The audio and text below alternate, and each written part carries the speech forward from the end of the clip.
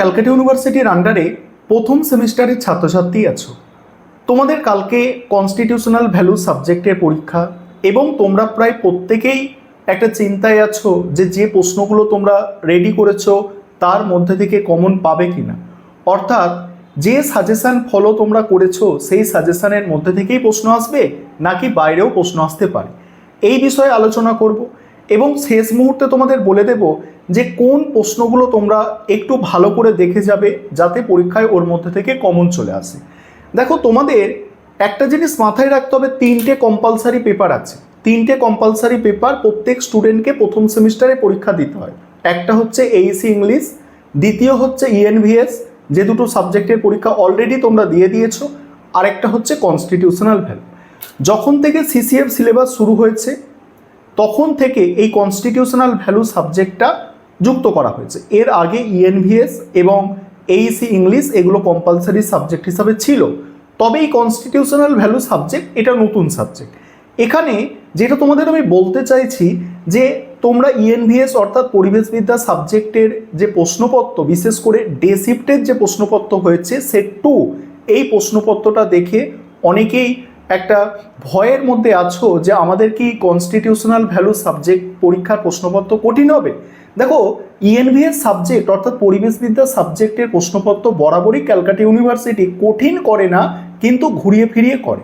অর্থাৎ তোমরা যদি প্রশ্ন ভালো করে দেখো সেখানে দেখবে যে এমন প্রশ্ন আছে যে তোমরা যদি একটু চিন্তা ভাবনা করো বা তোমরা যারা পরিবেশবিদ্যা সাবজেক্টটা নিচু ক্লাসের দিকে পড়েছো 7, 8 বা তোমার ক্লাস 9, 10-এ লাইফ সায়েন্স, সেখান থেকেও কিছু প্রশ্ন ওখানে তোমার যদি নলেজ থাকে তুমি অ্যান্সার করে আসতে পারবে। দেখলে হয়তো কঠিন নয় প্রশ্নটা, আমরা যদি সেইভাবে দেখি প্রশ্ন কঠিন নয়, তবে কঠিন বলে কখন মনে হয় আমাদের কাছে কোনো জিনিস যদি অজানা হয় তখন সেটাকে কঠিন বলে আমরা গণ্য করি, অর্থাৎ কঠিন বলে ধরি। প্রশ্নটা কিন্তু অত কঠিন নয়, কিন্তু কঠিন কেন? যে আমরা যে প্রশ্নগুলো তৈরি করেছি, যে প্রশ্নগুলো আমরা পড়েছি সেই তার মধ্যে থেকে কিছু আসেনি বা সেই রিলেটেড প্রশ্ন আসেনি, সেই কারণে আমাদের কাছে কঠিন বলে মনে হয়েছে।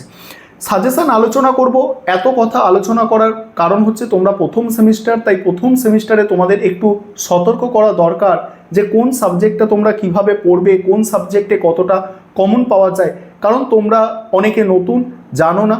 এবং আরেকটা বিষয় তোমাদের বলি, এই যে প্রথম সেমিস্টার তো তোমরা পড়াশোনা করছো, প্রথম সেমিস্টারে পরীক্ষা দিচ্ছ, এই প্রথম সেমিস্টারে প্রায় 30% স্টুডেন্ট প্রথম সেমিস্টার থেকে বাদ হয়ে যায়। কলেজের প্রথম সেমিস্টার থেকেই 30% স্টুডেন্ট বাদ, অর্থাৎ 100 জন ধরো পরীক্ষায় বসছে, 30% স্টুডেন্ট মানে বাদ হয়ে যাবে। কিভাবে বাদ হবে? তারা হয় নিজেরা কলেজ ছেড়ে দেবে, নয়তো প্রত্যেকটা সাবজেক্টে সাপ্লি পাবে, এইভাবে বাদ হয়ে যায়। এটা প্রতি বছর হয়। কারণ তোমরা একটা জিনিস খেয়াল করবে, তোমরা যে কলেজে পড়ছো সেখানে যত উঁচুর দিকে সেমিস্টার দেখবে তখন দেখবে স্টুডেন্ট সংখ্যা অনেক কমে গেছে, অনেক স্টুডেন্ট সংখ্যা কমে গেছে। ধরো তোমার পলিটিক্যাল সায়েন্স বা হিস্ট্রি অনার্সে প্রথম সেমিস্টারে ধরো 50টা স্টুডেন্ট আছে, একবার পরের দিকে সেমিস্টারে আস্তে আস্তে দেখবে 10 জন কমলো, 5 জন কমলো, এই করে করে যখন 6 সেমিস্টার 7 সেমিস্টারে অনার্সের হয় তখন দেখা যাবে যে একটা স্ট্রিমে অর্থাৎ একটা সাবজেক্টে অনার্সের হয়তো সেখানে 20টা বা খুব বেশি হলে 25টা স্টুডেন্ট আছে।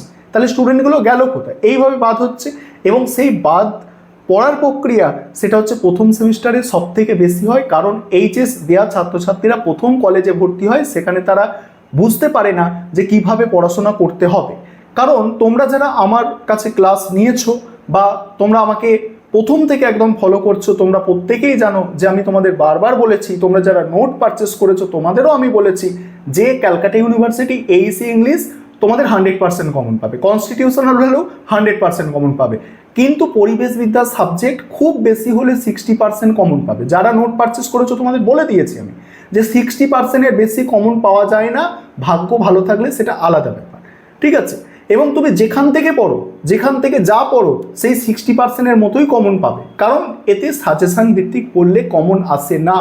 এবং এরপরে তোমরা যখন সেকেন্ড সেমিস্টারে যাবে তখন ওই একই কেস, অর্থাৎ ইএনভিএস সাবজেক্ট তোমাকে একটা তো সাজেশন ফলো করতেই হবে, তার সঙ্গে সঙ্গে বেসিক নলেজ থাকতে হবে, লেখার দক্ষতা বা ক্ষমতা থাকতে হবে এই সাবজেক্টে নম্বর পাওয়ার জন্য। আর যদি লিখে আসো নম্বর পাবে এটুকু নিশ্চিত, ভালো নম্বর পাবে, যা লিখছো তাতেই ভালো নম্বর পাবে। আর 15টা নম্বর লাগে পাস করার জন্য, এই সাবজেক্টে 15 নম্বর, মাত্র 15 নম্বর লাগে পাস করার জন্য। আশা করি বিষয়টা বোঝাতে পেরেছি এবং ভয় করার কোনো কারণ নেই। একটা সাবজেক্ট পরীক্ষা দিয়েছো, ওর কথা ভুলে যাও। এবার যেগুলো বাকি আছে সেগুলোর কথা ভাবো, সেগুলো যাতে খারাপ না হয় সেই চেষ্টাটা করো। কারণ একটা বাজে জিনিসের চিন্তা করে করে প্রত্যেকটাকে বাজে করে দেওয়া, এই মেন্টালিটি নিয়ে পরীক্ষা দিলে কিন্তু পরের সাবজেক্টগুলো বাজে হতে পারে। তাই নেগেটিভ চিন্তাভাবনা বাদ দাও এবং যেটা সামনে পরীক্ষা সেটা নিয়ে ভাবো। এবারে আসছি, তোমরা শেষ মুহূর্তে কোন প্রশ্নগুলো তৈরি করবে। দেখো, এবারে তোমরা অনেকে বলবে স্যার এগুলো করলে কি 100% কমন পাবো? 100% যদি কমন না পাই, দেখো কমন পাওয়া না পাওয়া সেটা পরের কথা।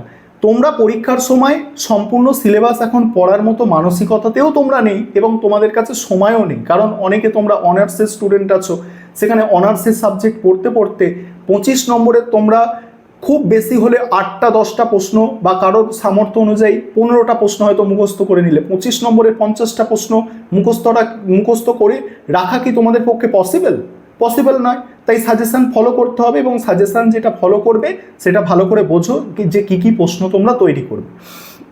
দেখো, মডিউল 1-এ যদি আমি যাই, মডিউল 1-এ সিলেবাস হচ্ছে ভারতের সংবিধান এবং সাংবিধানিকতাবাদ এবং প্রথম টপিকটা বলছি, আর সংবিধানের মূল্যবোধ, ন্যায়, স্বাধীনতা, সাম্য এবং ভ্রাতৃত্ব, এটা হচ্ছে প্রথম টপিক। এখান থেকে কি প্রশ্ন আসতে পারে? এখান থেকে প্রথম প্রশ্ন তোমাদের আগেও বলেছি, এখনও বলছি, যে ভারতের সংবিধান এবং সাংবিধানিকতা কাকে বলে এটা ভালো করে দেখবে। অর্থাৎ কনস্টিটিউশন এবং কনস্টিটিউশনালিজম এই দুটো কাকে বলে। এবং তারপরে পরের প্রশ্ন, ভারতের সংবিধান, ভারতের সাংবিধানিক মূল্যবোধের ক্ষেত্রে, বা এটা ভালো করে শোনো, যে ভারতের সংবিধান কিছু মূল নীতির ভিত্তিতে গঠিত বিবৃত করো।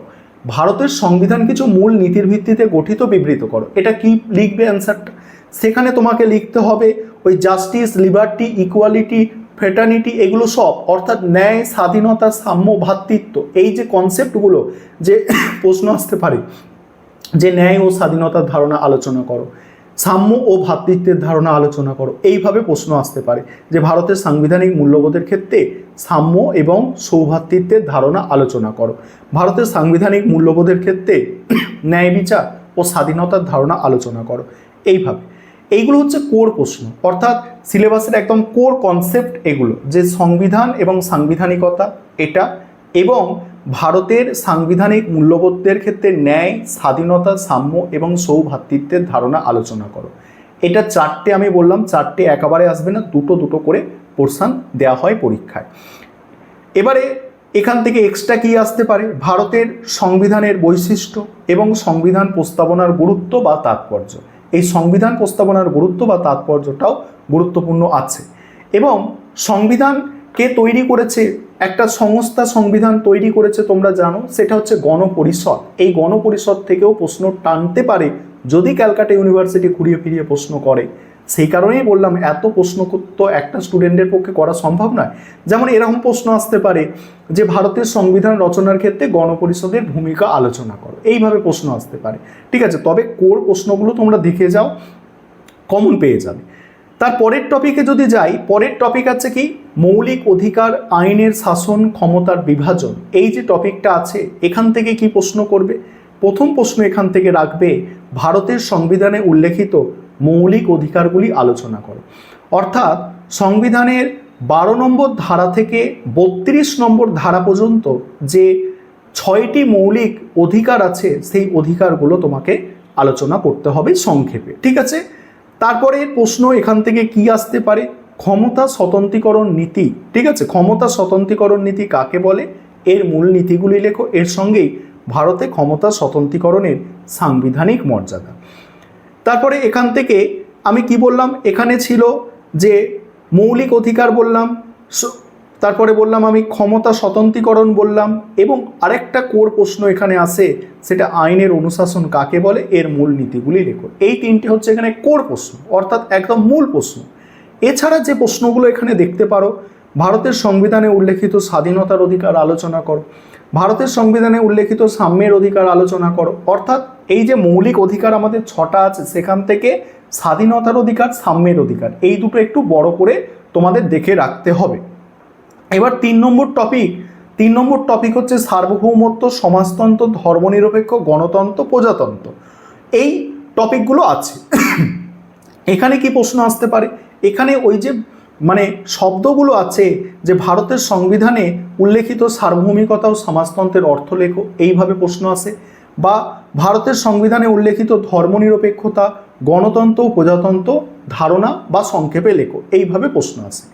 এবার মডিউল 2-তে যদি যাও, মডিউল 2-তে নম্বর পাওয়া সহজ। মডিউল 2-তে একটা প্রশ্ন ঘুরিয়ে ফিরিয়ে প্রতিবারেই আসে, সেটা হচ্ছে ভারতের সংবিধানে 51 ক নম্বর ধারায় উল্লেখিত মৌলিক কর্তব্যগুলি আলোচনা করো। বা ধারাটা না বলতে পারে, ভারতের সংবিধানে উল্লেখিত মৌলিক কর্তব্যগুলি আলোচনা করো। সেখানে 1-2 করে যে 11টা কর্তব্য আছে, সেই 11টা কর্তব্য তোমাদের লিখে দিতে হবে। এছাড়া এখানে আসতে পারে ভারতের সংবিধানে মৌলিক দায়িত্ব বা কর্তব্যের উদ্ভবের প্রেক্ষাপট। এছাড়া আসতে পারে মৌলিক কর্তব্যের আইনি মর্যাদা ও সীমাবদ্ধতা আলোচনা করো। এই হচ্ছে তোমাদের টোটাল সাজেশন। চিন্তার কারণ নেই, এই প্রশ্নগুলো দেখে যাও, আশা করি তোমরা এর মধ্যে থেকেই কমন পাবে।